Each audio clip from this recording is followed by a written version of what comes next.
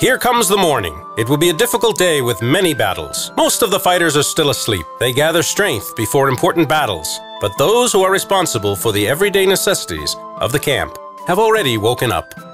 What are the duties of a hostess of the camp? To wake everybody up, to provide them with food, then to let them go to bed. Now a sound sleep in the morning must be abandoned because fighters must get ready for battle. Concerning alcohol, there was probably no vodka as such in the Middle Ages. Well, why? Whiskey is a very old technology, but to tell the truth, we don't consume hard drinks. Slowly, people begin to wake up in all the camps. Some do it earlier and some do it later. It should be noted that an authentic camp is quite simple and rough, so it takes time to get used to it and get enough sleep in the field conditions of the Middle Ages. The important constituent elements are recreation of tents, carts, equipment, and miscellaneous things. The usual routine of medieval soldiers on a march. And this is morning gunfire, a signal for everybody. It is always surprising and very invigorating. Cheerful morning, cool water, good breakfast, communication with brothers in arms during the meal. Now we see that everyone has woken up in the camp of the Belarusian team, and some even have been working for a long time. A kitchen duty. We have to break the ethnic stereotype, so we don't use potatoes because we are cooking an authentic medieval stew.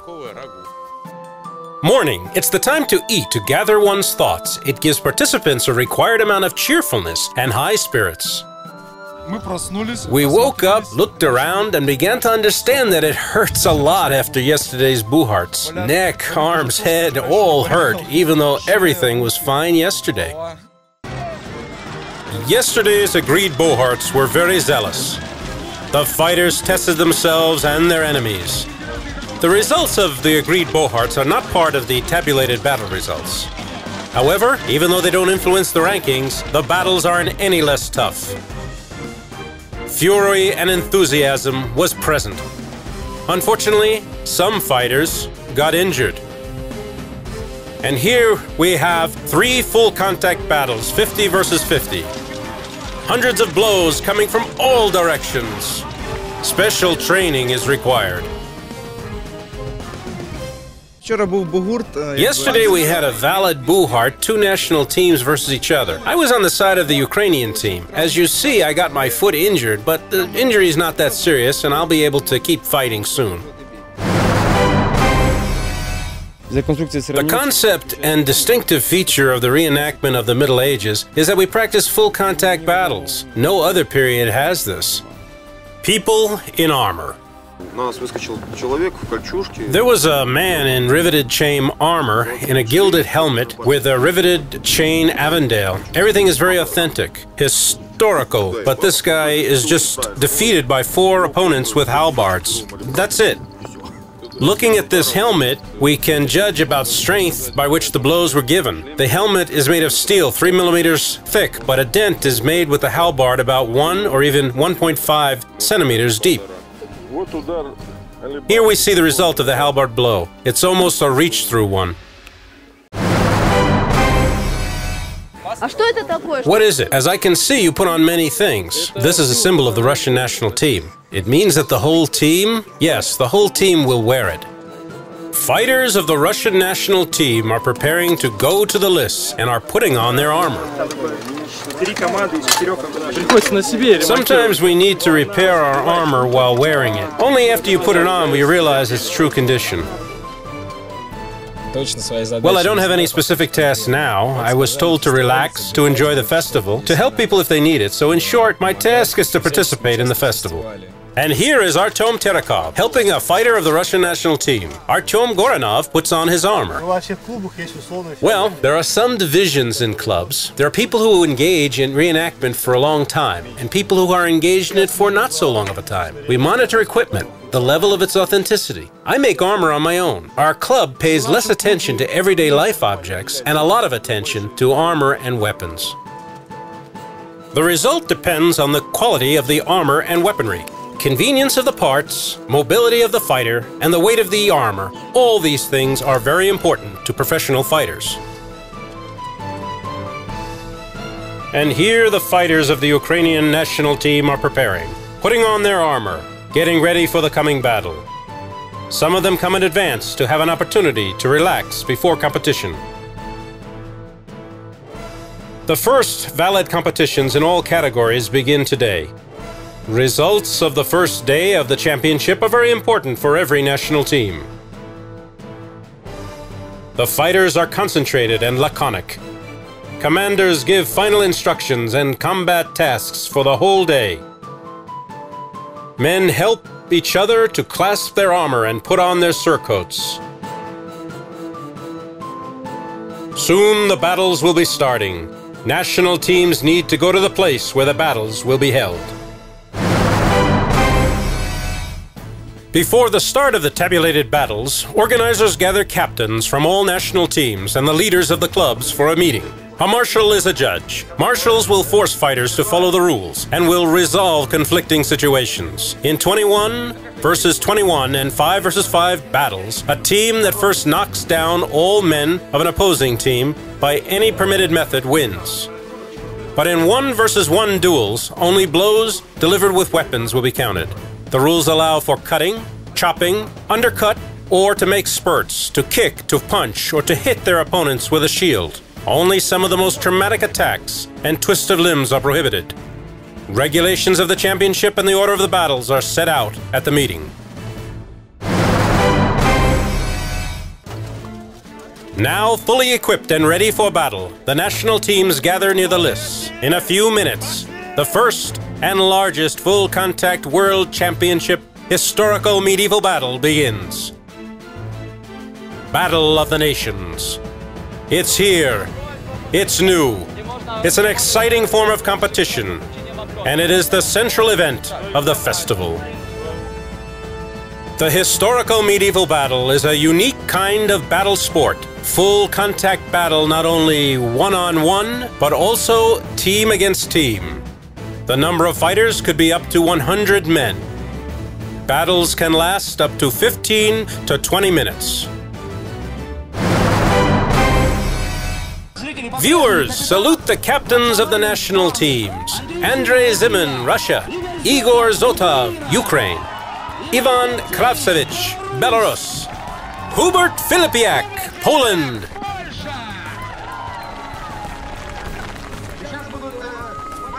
The three most common battle configurations are 1 versus 1, 5 versus 5, and 21 versus 21. Every country has its rules and traditions of tournaments. But for international competition, it was necessary to combine these diverse rules into one. The international rules of historical medieval battle were developed especially for Battle of the Nations. The configurations were also specially developed. Each requires different skills.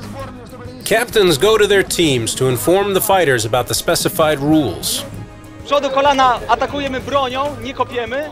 Z tyłu kolana odwrotnie. Kopiemy, nie atakujemy bronią. Taka zasada.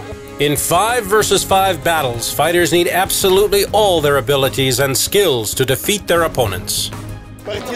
Partisan goes 4th, Vityaz 3rd, and Persik, I think, goes 5th. Is it now time to put on the armor? Yes, it is. Fights 5 versus 5 will start now. It's a tallied competition. Dear friends, I ask you to welcome the fighters who are now entering the lists. They are coming through the gate, passing by the Judicial Commission, which is checking their armor and weapons.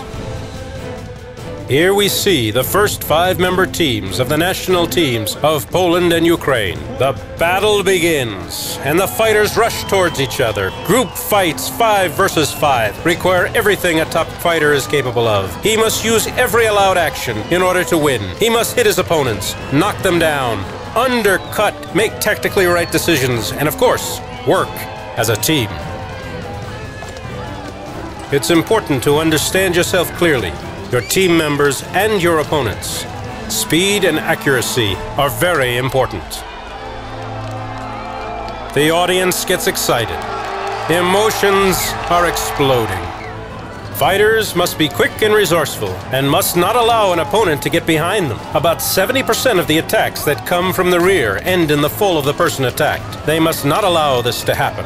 Fights this time are quick and require quick decisions. Each team tries to gain an advantage in the first few seconds and to struggle to hold it until the end. Blows and blows again.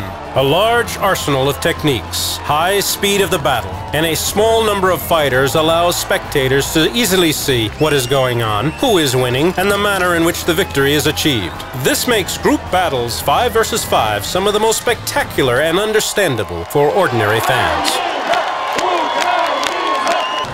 Each fight is unique, and even the most experienced teams will always act differently under different conditions. It is a real sport, a real adrenaline-packed show, and it is impossible to describe the exciting atmosphere that prevails among fighters and spectators. This is historical medieval battle.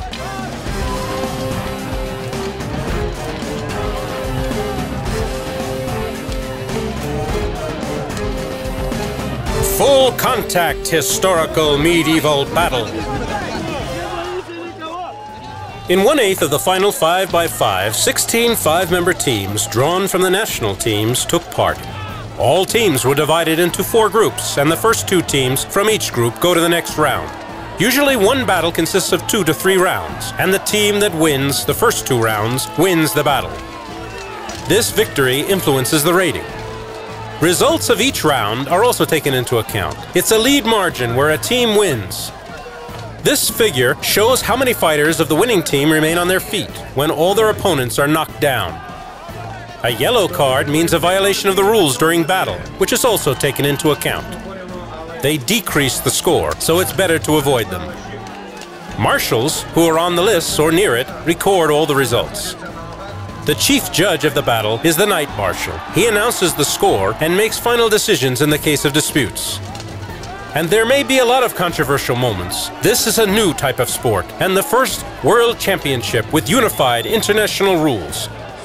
Many fighters are not accustomed to that, and many simply lose self-control under the influence of adrenaline. And here we see an interesting battle between the teams of Poland and Russia. The best 5-member team is representing Poland now. The captain of the Polish national team, Hubert Filipiak, is one of its members. He is in red, white surcoat with a hand-and-a-half sword. We see how quickly fighters knock each other down, and only one fighter of the Russian team remains, a member of the club Vityaz from Tula. He has to fight against 2 men from Poland. Temerarious resistance. Blows and blows and blows, but the Russian fighter is still on his feet. One more attack. Strong blows with a falchion. So Martin Garcia attacks, and finally, the victory. The result is 1-0 in favor of Poland. Let's watch the second round. Will Russia be able to gather its strength and not lose this battle? So the Russian 5-member team starts an attack, and the fighters choose opponents. Everyone tries to use the slope of the list to push their opponents, and it often works. Here we see a fighter from Russia throw Hubert Filipiak over the barrier. So the advantage is on the side of the Russian team. Oh, Martin Garcia has made a mistake. He's on the ground now. 1 Pole remains facing 4 Russians, and the marshals stop the battle due to the clear advantage of Russian fighters. Russia wins this round. The third decisive round is still ahead. The battle starts. Teams try to get on the higher side of the list. The first falls. A fighter from Russia is running to get another weapon. The barrier of the list is completely destroyed. The men of both teams are very tired. But Russia wins this round. Calculating the results of all 3 rounds, the team of Russia wins the battle.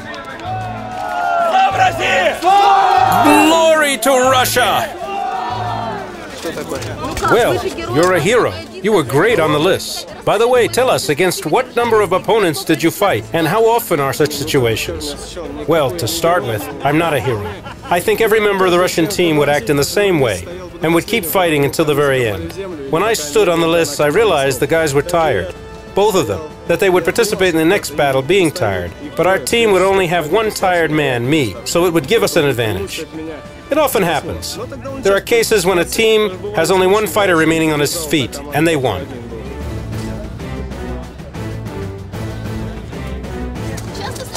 How often does it happen that people appear behind the barrier? It often happens, especially when the barrier is made of wood. A person just loses his balance when you push him.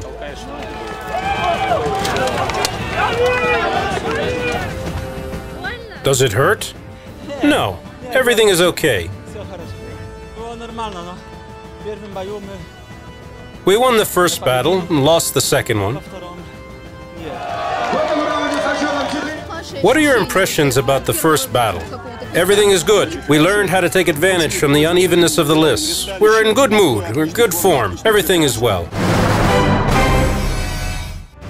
In the next episode, the configuration of battle will be 1 versus 1, otherwise known as the duel. 3 kinds of weapons are used in a duel, namely the long sword for strong blows, the sword buckler, which is a small fencing shield,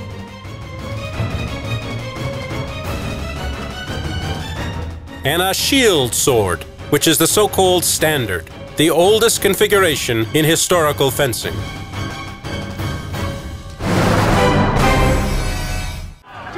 And of course, you will see the most spectacular, most difficult and uncompromising battle configuration of all. Massive battles, 21 versus 21. Strategy and tactics, strong blows from rivals, and the help of comrades. 4 national teams. Only one will be the strongest in the world. Who will win? Battle of the Nations.